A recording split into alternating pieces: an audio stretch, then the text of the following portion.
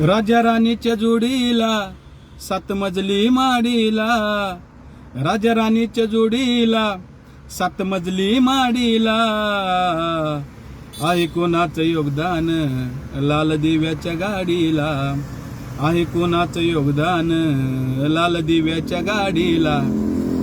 साथी हो जय भीम. हे जे गाणं आहे, हे गीत आहे, हे विश्वरत्न परमपूज्य बोधिसत्व डॉक्टर बाबासाहेब आंबेडकरांना समर्पित आहे.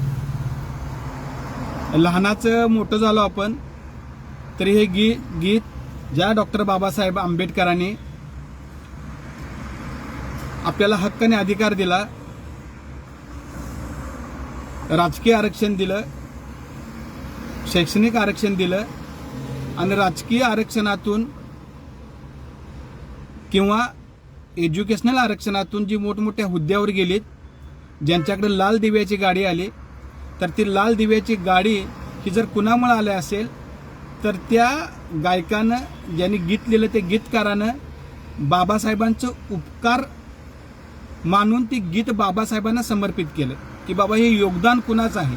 मी लाल दिव्याच्या गाडीमध्ये बसलो, एवढ्या मोठ्या त्या पोझिशनला गेलो, तर ते उपकार फक्त आणि फक्त बाबासाहेब आंबेडकरांचंच आहे.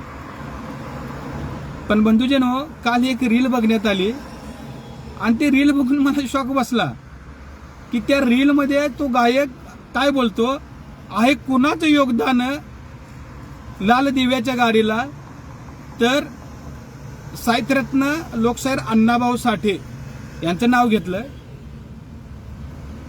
सुरुवातीला त्या गायक असेल, तो गीत कोण लिहिणारा कोण जर असेल गीतकार, तर यांनी थोडा अभ्यास केला पाहिजे की अर्ध्या हलकुणाने पिवळी होणारी ही जी लोक आहेत ना, यांनी हे जे विकृतीकरण चालू केलं आहे, हे तोडमोड करून जे चालू केलं आहे ना, तर हे खरंच एक निंदनीय प्रकार आहे.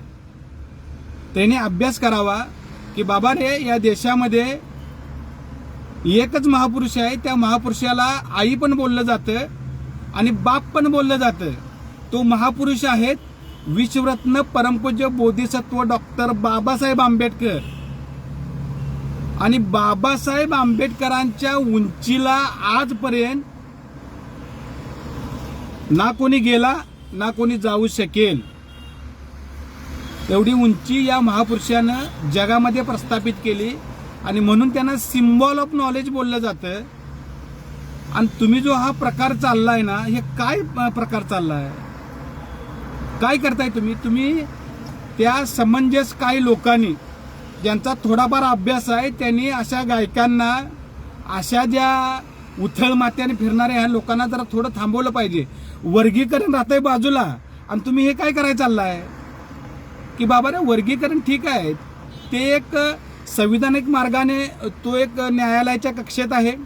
न्यायालय त्याच्या पद्धतीनं तो काय असेल तो मुद्दा, तो काय तुम्हाला देईल, आरक्षण उपवर्गीकरण देईल न देईल हा नंतरचा भाग आहे. पण ही महापुरुषांची जी विटंबना तुम्ही लोकांनी चालू केली ना, ही कुठं ना कुठं त्वरित थांबवली पाहिजे. मला तो बघल्यानंतर माझा डोक्यामध्ये सन्न झालं की बाबा हे काय चाललंय हे वगैरे. आणि यांना आवर घातली पाहिजे, यांना सांगितलं पाहिजे. जे स्वतःला आंबेडकरवादी बोलतात, जे स्वतःला मानवतावादी बोलतात, ज्यांचा भलाभला अभ्यास आहे, या लोकांनी तर ह्या लोकांना आवर घातली पाहिजे की बाबा रे, तुमचा उद्धार करायला जर कोणी आला असेल तर तो बाबासाहेबच आलेला आहे. तुम्ही किती जर आता जर हे करत असाल ना, तर बाबासाहेबांच्या शिवाय या देशाला पर्याय नाही. बहुजन समाज हा गुलामगिरीच्या अंधकारात खितपत पडला होता. त्या अंधकारातून बाहेर काढण्याचं काम जर कुठल्या महापुरुषांनी केलं असेल तर वंदनीय बाबासाहेबांनी. आणि म्हणून बाबासाहेबांची उंची कमी करण्याचा जो प्रकार चालू झाला आहे ना, तर तो कृपया थांबवला पाहिजे, एवढंच मला या ठिकाणी वाटतं. जय भीम.